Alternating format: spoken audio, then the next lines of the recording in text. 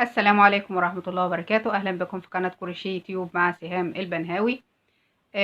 احنا هنعمل الفيديو ده طاقية زي ما احنا شايفين كده. احنا الفيديو اللي فات عملنا بونشو لعمر 2 سنين. الفيديو ده هنعمل الطاقية عشان نكمل الطقم، وأتمنى الفيديو يعجبكم. واللي أول مرة تشوف أعمالي ما تنسيش تدوسي على الزر الأحمر اللي تحت الفيديو ودوسي على الجرس عشان يوصلك كل جديد، ونتابع مع بعض الخطوات والأدوات. أنا اشتغلت بخيط هيمالايا افريداي مع إبرة رقم 4، والطاقية اللي احنا عملناها النهاردة تلبس من عمر 2 لحد 4 سنين. ونتابع مع بعض الخطوات. أول حاجة أنا باخد دوران الراس. دوران الراس عندي 47 سنتي. 47 سنتي. فأنا بقسم 47 على 3.14 بيديني 14.9. 14.9 بالتقريب، يعني 15 سنتي. بالتقريب بيساوي 15 سنتي. فاحنا هنعمل قطر الدايرة. قطر الدايرة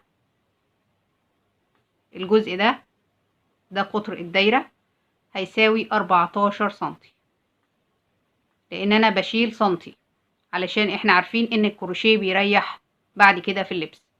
طبعا انت عايزة تعمليه 14 سنتي او 13 ونص، او 13 ونص سنتي، على حسب ما انت عايزاها على راس البيبي او الطفل، ان هي تبقى مظبوطة او تبقى مرتاحة شوية في اللبس. طبعا ده بيرجع لك انت. دي الخطوات بتاعتنا. يبقى احنا بناخد دوران الراس وبنقسمه على 3.14. العدد اللي بيطلع بنشيل منه سنتي واحد بس. انت عايزة تشيلي سنتي ونص بحيث انها تبقى ماسكة على راس الطفل. طبعا ده بيرجع لك. فانا هعملها على 14 سنتي. تعالوا بقى بينا نطبق كل الكلام اللي احنا قلناه ده. فاحنا دلوقتي هنبتدي بداية الطاقية. هنشتغل 1 2 3 4 4 سلاسل، وهنيجي هنا في أول سلسلة ونشتغل منزلقة بالشكل ده، وهنرتفع 1 2 3 3 سلاسل بمثابة عمود، وهاجي هنا جوه الحلقة واشتغل تاني عمود، التالت، الرابع، الخامس، اكمل 12 عمود وارجع لكم. انا كده عملت 12 عمود، وهاجي هنا في تالت سلسلة واخد منزلقة بالشكل ده، وارتفع 1 2 3 بمثابة عمود، واجي هنا في نفس المكان وهاخد عمود. يبقى كده تزايد. هاجي في الغرزة اللي بعد كده التانية وبرضو اشتغل 2 عمود. 1 2. الغرزة اللي بعد كده برضو 2 عمود. في كل عمود، فوق كل عمود هشتغل 2 عمود. ده كده التزايد. فوق كل عمود بشتغل 2 عمود. كده خلصت السطر، وهاجي في تالت سلسلة واقفل بمنزلقة. اول سطر كان عندي 12 عمود، السطر ده اصبح عندي 24 عمود. يبقى انا بضرب رقم 12 في الدور التاني، يبقى 12 في 2 ب24. هرتفع 1 2 3 كده اول عمود، وهاجي في الغرزة رقم 2 وهعمل تزايد. يبقى التزايد في الغرزة رقم 2. الغرزة رقم 3 غرزة واحدة بس. الغرزة رقم 4 تزايد. 1 2. الغرزة رقم 5 غرزة واحدة. الغرزة رقم 6 غرزتين. 1 2. وبشتغل بنفس النمط لنهاية السطر. التزايد في الغرزة التانية. وصلت لنهاية السطر. واخر غرزة هاخدها غرزتين، 1 2، واقفل في تالت سلسلة. انا دلوقتي بضرب ال 12 في تالت دور، يبقى 12 في 3 ب36 عمود. هرتفع 1 2 3 واشتغل عمود واحد في الغرزة رقم 2، يبقى عمود واحد في الغرزة رقم 1 وعمود واحد في الغرزة رقم 2. الغرزة رقم 3 هاخد تزايد، يبقى غرزتين في غرزة واحدة، واكرر الأولى غرزة واحدة، التانية غرزة واحدة، التالتة غرزتين، 1 2، واكرر لنهاية السطر. وصلت لاخر السطر، واخر غرزة هشتغل 2 عمود بالشكل ده. كده اصبح عندي 48 عمود.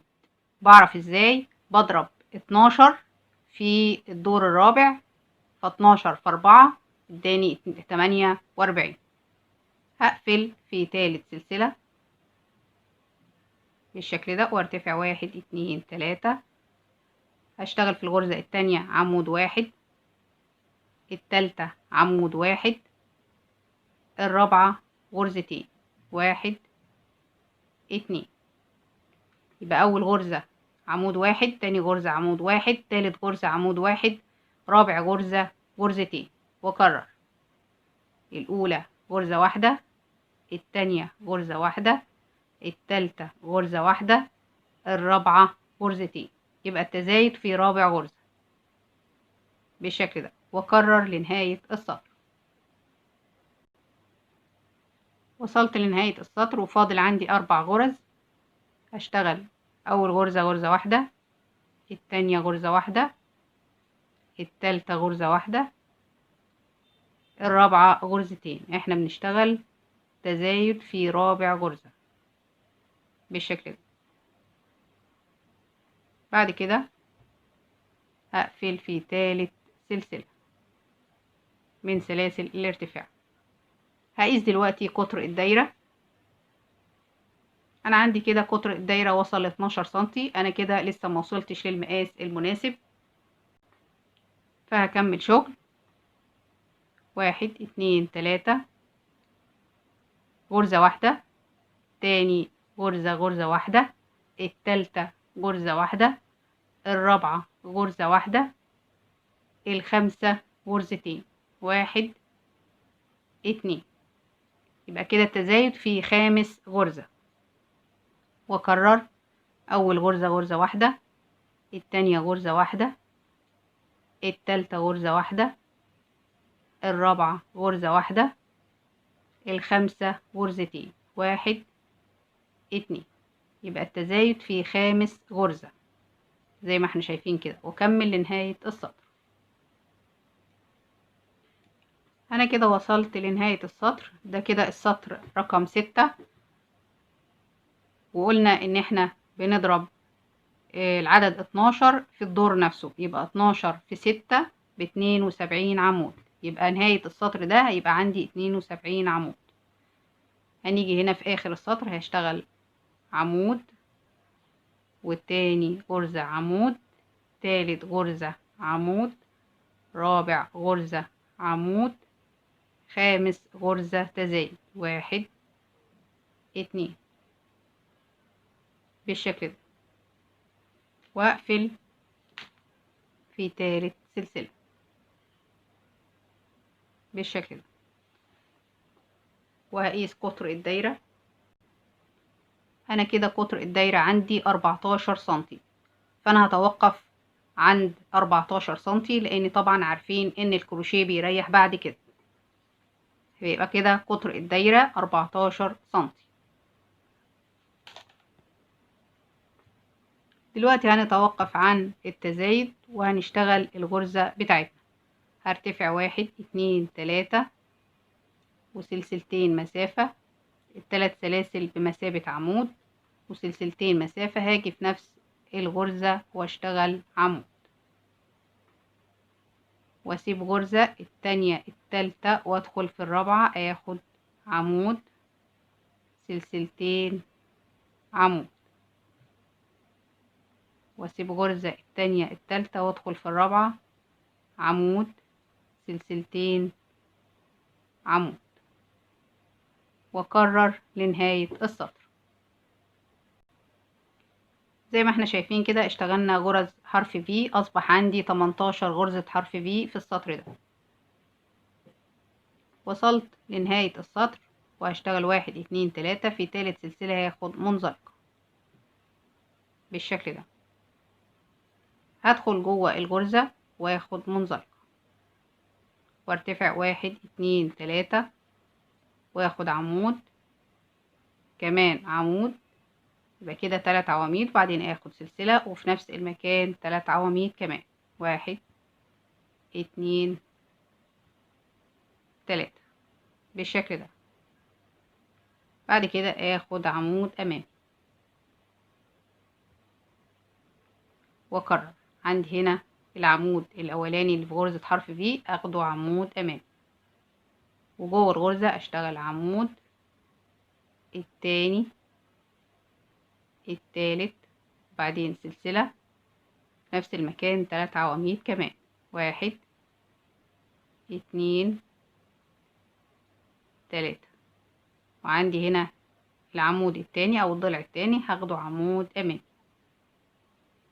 بالشكل ده.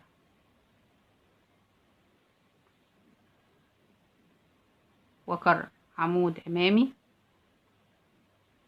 وبعد كده جوه هاخد عمود، التاني، التالت، وبعدين سلسلة، واكرر 1 2 3، 3 عواميد كمان في نفس المكان.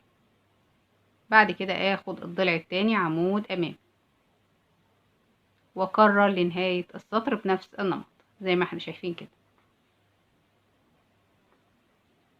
وصلت لنهاية السطر وهاخد العمود الامامي اللي في الضلع التاني من غرزة حرف في، وهاخد العمود الامامي الاولاني اللي هو في الغرزة الاولى اللي احنا ابتدينا فيها السطر بالشكل ده. وهاجي هنا في تالت سلسلة من سلاسل الارتفاع واخد منزلقة بالشكل ده. بعد كده هشتغل منزلقة في منزلقة في منزلقة. انا كده وصلت للفراغ اللي كونته السلسلة. هرتفع 1 2 3، 3 سلاسل وسلسلتين مسافة، وفي نفس المكان هاخد عمود. دي كده غرزة حرف في اللي احنا اشتغلناها في السطر الاول. عندي هنا في الفراغ اللي كونته السلسلة هشتغل برضو عمود، سلسلتين عمود في نفس المكان، واكرر. عندي هنا في الفراغ اللي كونته السلسلة هاخد عمود، سلسلتين عمود في نفس المكان، واكرر بنفس النمط لنهاية السطر. وصلت لنهاية السطر وهقفل في تالت سلسلة بمنزلقة بالشكل ده. ده شكل الطاقية من الداخل.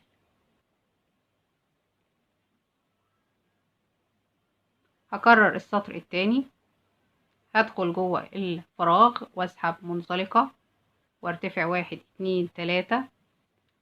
انا الضلع ده بشتغل فيه في اخر السطر اللي هو العمود الامامي، فانا بشتغل الاول غرزة الصدفة داخل الفراغ اللي هي 3 عواميد، سلسلة 3 عواميد كده، العمود التاني، التالت، وبعدين سلسلة في نفس المكان 3 عواميد كمان. بعد كده باخد الضلع التاني عمود امامي بالشكل ده، واكرر نفس الخطوات اللي اشتغلتها في السطر التاني اللي هي الصدفة اللي داخل الفراغ.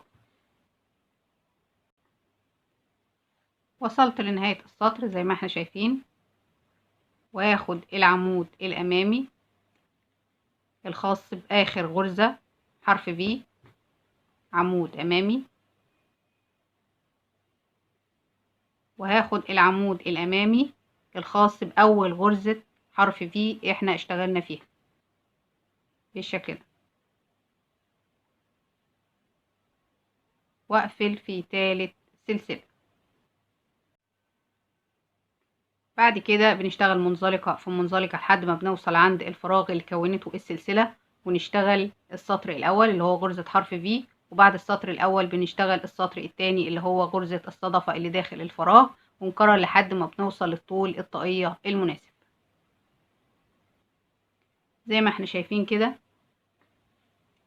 احنا اشتغلنا 4 صفوف، ادي صف التاني التالت الرابع. طبعا انت عايزة تقصريها عن كده او تطوليها عن كده، طبعا ده بيرجع لك.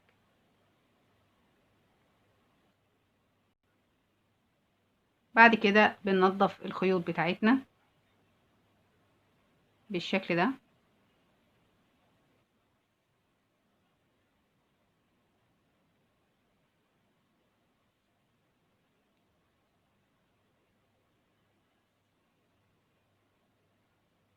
بحيث ان الخيوط بتاعتنا ما تبانش في الطاقية.